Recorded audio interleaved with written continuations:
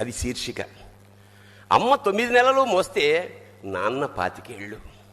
రెండూ సమానమే అయినా నాన్న ఎందుకో వెనకబడ్డాడు.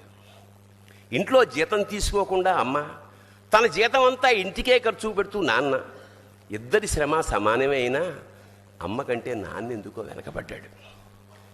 ఏది కావాలి అంటే అది వడ్డీ పెడుతూ అమ్మ, ఏది కావాలంటే అది కొని పెడుతూ నాన్న, ఇద్దరి ప్రేమ సమానమే అయినా అమ్మకొచ్చిన పేరు ముందు నాన్న ఎందుకో బాగా వెనకబడ్డాడు.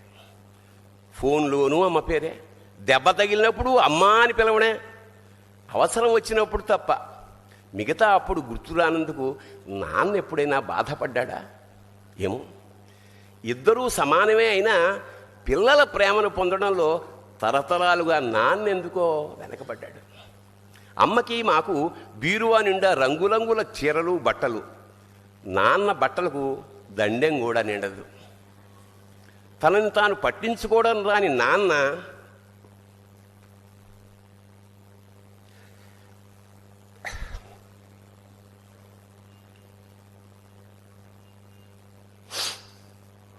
ఎందుకో మాకు కూడా పట్టనంత వెనకపడ్డాడు.